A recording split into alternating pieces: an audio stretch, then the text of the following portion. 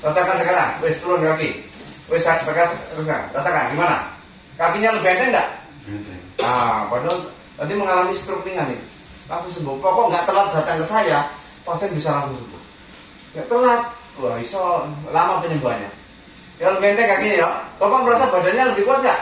Kuat. Wah, pusingnya gimana? Enteng loh? Enteng. Enteng sudah. Lambungnya tambah enak nggak? Lebih enak. Alhamdulillah. Jadi berat. Tapi sekarang lebih. Tadinya gimana tadi? Jadi sebab. Sekarang sudah enak loh. Alhamdulillah Bu. Jadi semuanya penyakitnya ini satu rangkaian. Tensinya nanti gak gampang naik insya Allah. Selama ini minum obat Captopril terus. Iya. Sudah berapa lama minum obat hipertensi? Lebih 2 tahun. Wah, Sudah dokter. Sudah Bapak lama-lama gak tergantung obat. Selesaikan terapi ke saya. Bapak tidak tergantung obat.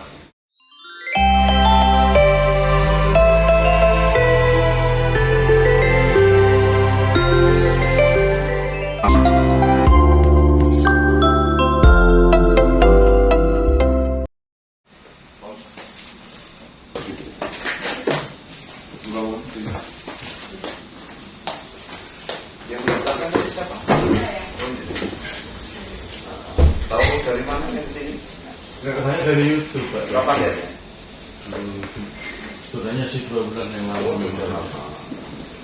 Berarti sudah lihat banyak video saya. Sudah. Kita mengobati penyakit macam-macam, Pak. Macam-macam. Tidak hanya penyakit lambung saja. Iya. Jadi Bapak itu sakit lambung. Lambung. Sudah berapa lama sakit lambung? Lama katanya, bro. 2020 ya, corona itu. sudah 2 tahun Iya. sakit lambung. Sehari-hari yang dikeluhkan apa? Ya, diulangi sama pusing sini.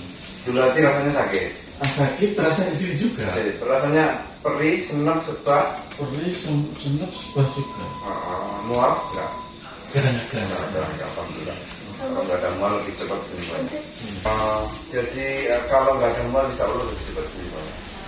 Kalau ada mual itu lebih sulit pengobatannya. Karena seringkali obat itu dimuntahkan kembali kalau ada mual. Kalau lambung kan makan kadang muntah. Ya maka dari itu tergantung mualnya lebih sering atau jarang.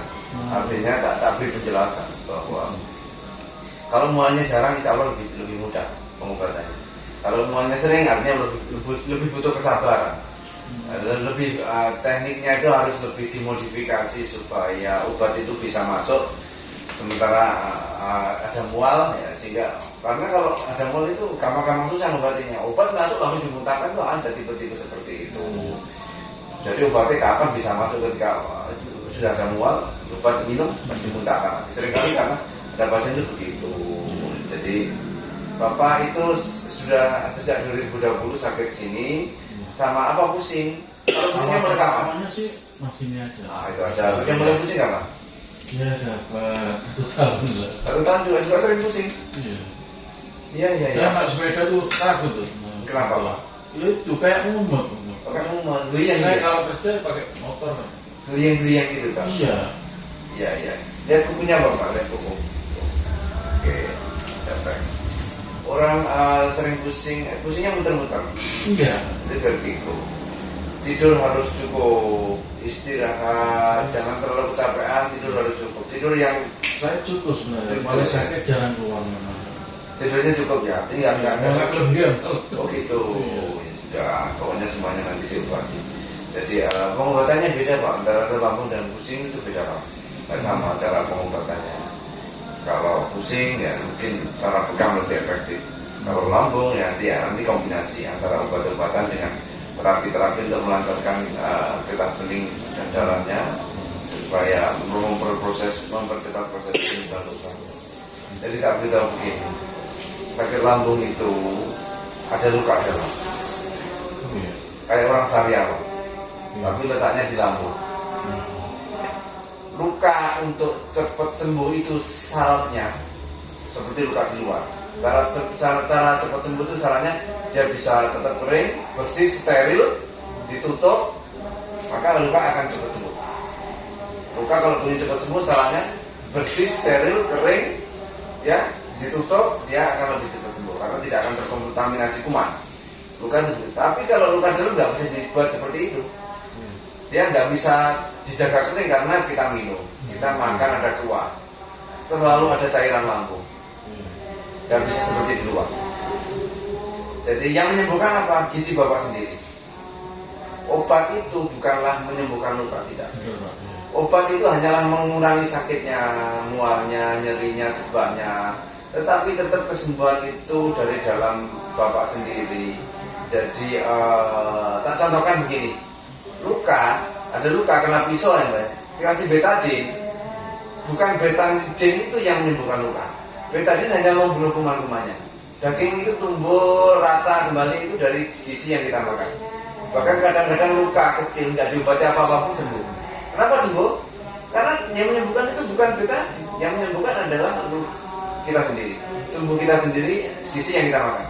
Kita sehari-hari, karena nggak diobati pun sembuh, nggak diobati apa-apa pun. Jadi bukan obat yang menyembuhkan apa? Gizi kita sendiri. Jadi gizi Bapak harus baik.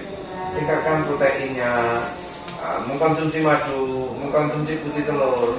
Nanti tak ajari caranya supaya luka cepat sembuh. Gizi penting Pak. Jadi semakin Bapak nggak berani makan, semakin nggak sembuh karena butuh gizi. Jadi obat hanyalah menekan mualnya, obat hanyalah mengurangi sendapnya, sebahnya. Tapi tetap kesembuhan harus dari nutrisi kita yang cukup. Itu kalau dari pengobatan lambung ya. Terus kemudian untuk pusing nanti beda. Kalau pusingnya lebih cepat sembuh, lebih mudah mengobati pusing. Sedangkan lambung itu butuh waktu karena dia luka dalam. Berangsur-angsur nanti akan membaik. Ya, yang penting sehari-hari tidak terlalu ada keluhan. Nanti mudah kalau menghilangkan keluhan senap sebah itu mudah. Tetapi ingat itu enak sesaat, belum sembuh. Luka tak kasih, misalkan ada luka di lambung sekarang tak kasih obat. Senap sebah nyerinya bisa cepat hilang. Tetapi lukanya belum sembuh itu. Mana ada luka sehari sembuh? Tidak mungkin. Luka berangsur-angsur membaik. Pokok gizinya baik. Pokok hindari faktor penyebab pencetus mahnya itu dihindari, nanti semakin cepat sembuh. Satu nggak boleh pedes, kecut, kopi, kelanakan, pikiran sumpah. Jaga ini. Pedes, kecut, kopi, suka pedes. Suka Mas. Nah itu stop. Iya. Pedesnya ringan sekali. Kalau perlu stop. Karena Bapak harus suka niatnya pengen sembuh. Ya, ibarat luka perih, terus sambal ditambah perih. Nah itu iritatif. Sambalnya itu iritatif. Kecut.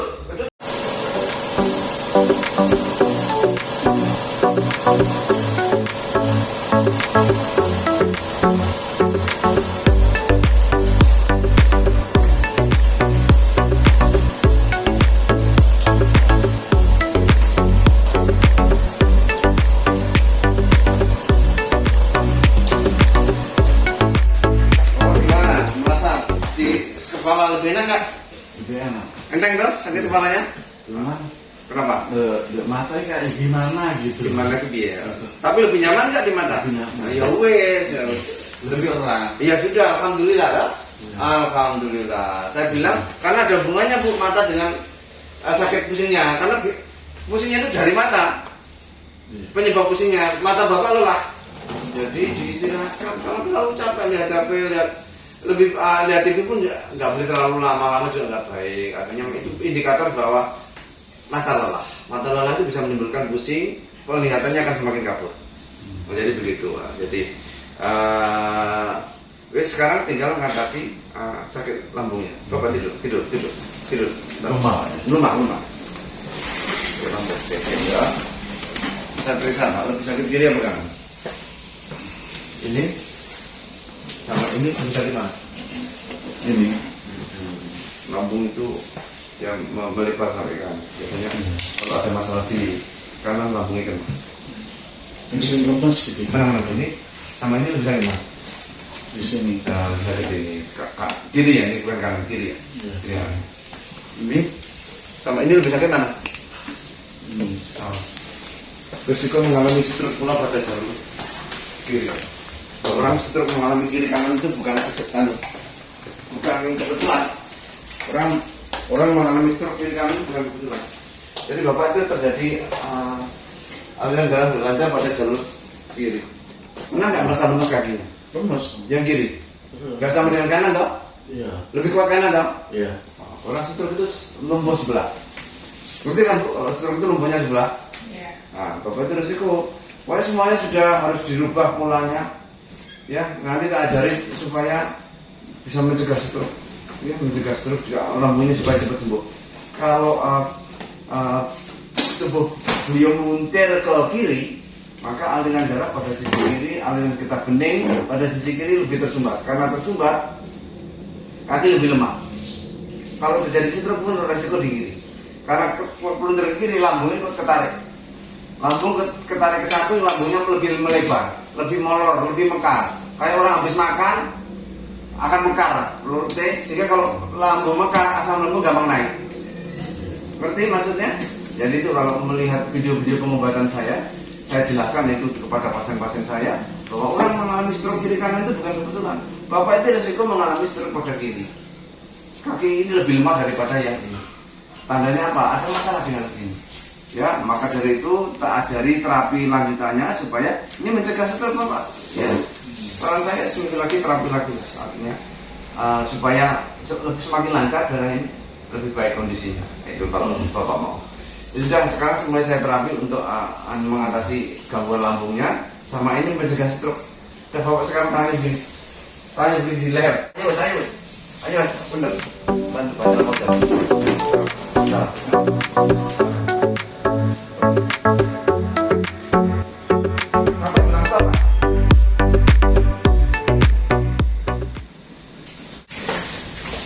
Rasakan sekarang, wes turun kaki, wes rasakan gimana? Kakinya lebih enteng enggak? Padahal tadi mengalami stroke ringan nih, langsung sembuh. Pokok nggak telat datang ke saya, pasien bisa langsung sembuh. Nggak telat, wah iso lama penyembuhannya. Ya lebih enteng kakinya ya. Bapak merasa badannya lebih kuat nggak? Wah, pusingnya gimana? Enteng kan? Enteng sudah. Lambungnya tambah enak nggak? Alhamdulillah. Berat. Tapi sekarang lebih. Tadinya gimana tadi? Jadi sebab. Sekarang sudah enak toh. Alhamdulillah Bu. Jadi semuanya penyakitnya ini satu rangkaian. Tensinya nanti gak gampang naik insya Allah. Selama ini minum obat Captopril terus. Iya. Sudah berapa lama minum obat hipertensi? Lebih 2 tahun. Wah, Jurus dokter. Sudah Bapak lama-lama gak tergantung obat. Selesaikan terapi ke saya. Bapak tidak tergantung obat. Dalilnya itu ada di dalam agama kita. Setiap penyakit ada obatnya. Kecuali maut, ketuaan, itu nggak ada obatnya. Jadi kalau secara medis misalnya belum ketemu obatnya sampai tua minum obat itu kan berarti kan belum dikatakan sembuh.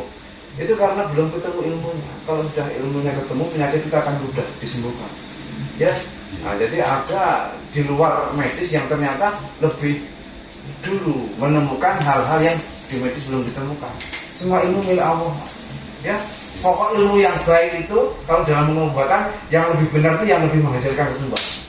Walaupun difoto di MRI ketemu penyakit setelah diobati ternyata nggak sembuh, berarti ada yang salah. Walaupun diperiksa gini ketemu ini dan itu sudah normal, kok masih belum sembuh, berarti masih ada yang salah.